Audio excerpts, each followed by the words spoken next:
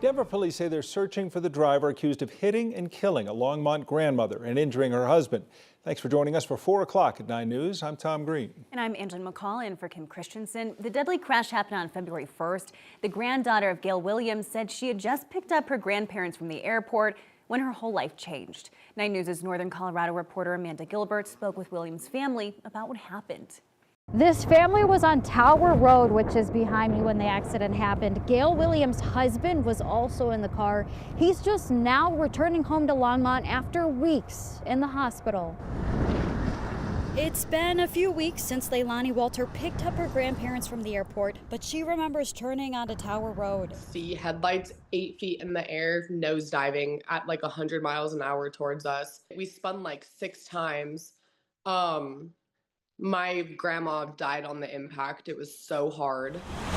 Leilani says her grandma Gail, or Gigi Williams, had been married to her grandpa Luke Williams for over 50 years. They were high school sweethearts. Every night they slept together, they used to fall asleep holding hands. Luke's returning home without his wife. My grandfather's neck was broken and he has metal plates in his neck, and the one person he's like built a life with is now gone. Leilani says what's been hard is seeing the driver who crashed into her not stop.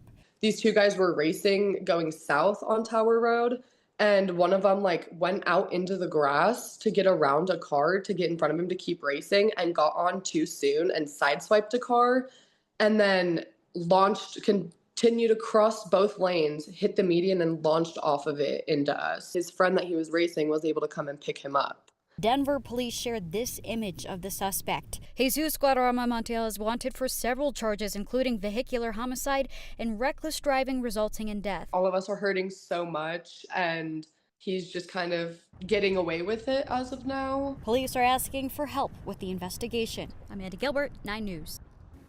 If you know anything about where the suspect might be, tips can be made to the Metro Denver Crime Stoppers. That number is 720-913-7867. Just a few days left in March, and March looks to be going out like a lamb. This week we're going to get some unusually warm weather, especially this time of year. Now today that also brought high winds that included some of those delays out at the airport and power outages on the west side of the metro area. Kathy Sabin's with us now to talk more about the winds, but it sounds like it's going to settle down a little bit. That's right. Hi, Angeline. Welcome to 4 o'clock with Tom and I. It's the best, isn't it? Day. That's right. Some sun, a little bit of wind, but we'll take it. Yeah. Guess what? I've got good news in that regard. We have decreasing wind, especially after the sun sets tonight. So we're seeing the wind out of the west and northwest drive in some high and mid-level cloud cover, hoping for a pretty sunset tonight. But the winds were blustery. We had a gust to 84 miles per hour in Boulder and numerous power outages in Jefferson County. We're starting to see some improvement, but with the wind comes the warmth. Temperatures in the 60s, 70s, and it was 80 last hour in Pueblo. The worst of the wind is north of us for now, with some gusts to 30 and 40 miles per hour near Fort Collins and Buckeye, out across the northeastern plains outside of Fort Morgan, Sterling, Holyoke. A lot of high and mid-level cloud cover coming in, and those clouds are moving, but they're not bringing rain or snow. Some beneficial moisture, something we would love to see, and we may be seeing that by the weekend.